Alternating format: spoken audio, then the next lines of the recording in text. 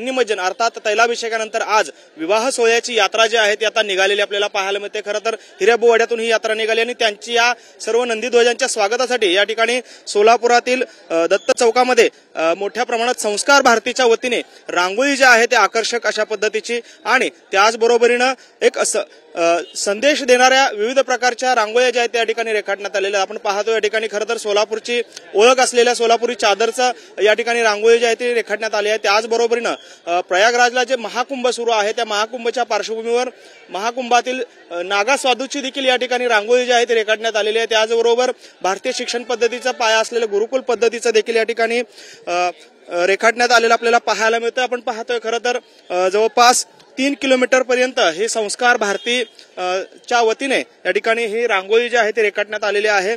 नंदीध्वज घेऊन जे मानकरी येतात, मानाचे 7 नंदीध्वज जे आहेत ते या मार्गावरून मार्गस्थ होत असतात। जवळपास हिऱ्याबुवाडा ते सिद्धरामेश्वर मंदिर जवळपास 3 किलोमीटरचं अंतर जे आहे ते हे सर्व यात्रेचे मानकरी जे आहेत ते नंदीध्वज घेऊन या ठिकाणी सिद्धेश्वर मंदिराकडे जात असतात आणि त्यांच्या स्वागतासाठीच ही आकर्षक अशी रांगोळी जी आहे ती या ठिकाणी रेखाटण्यात आलेली आपल्याला पाहायला मिळते।